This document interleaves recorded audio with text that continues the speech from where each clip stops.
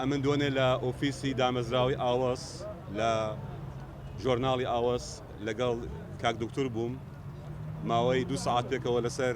پلان و بەرنامەکانی ژۆرناڵەکەمان قسەمان دەکرد. دواتر گەیانمەوە ماڵێ و ئەوە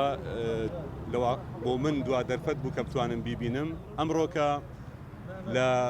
دامەزراوی ئاوەس تۆمارکردنی پۆدکاستی بووە لە بواری فکر و فەلسەفەدا کە هاوڕێیانی دامەزراوە کاتێک بیونیان سعاتدا کاک فاروق کە هەمیشە لە کاتی خۆی ئامادە بووە نەیتوانیوە بێت تەلەفۆنیان بۆ کردووە و وەڵامی تەلەفۆنی نەداوەتەوە. دواتر کە لە ڕێگەی هاوڕێیانی دامەزراوی ئاوەزەوە سەردانی شوقەکەیان کردووە دەرگا نەکراوەتەوە و ئیتر لە ڕێگای ڕێوشۆنی ڕسمی و فەرمیەوە بە ئاگادارکردنەوەی ئاسایش و پۆلیس دەرگای شوقەکەی کراوەتەوە و بەداخەوە بینراوە کە دڵی لە لێدان کەوتووە و کۆچی دوایی کردووە.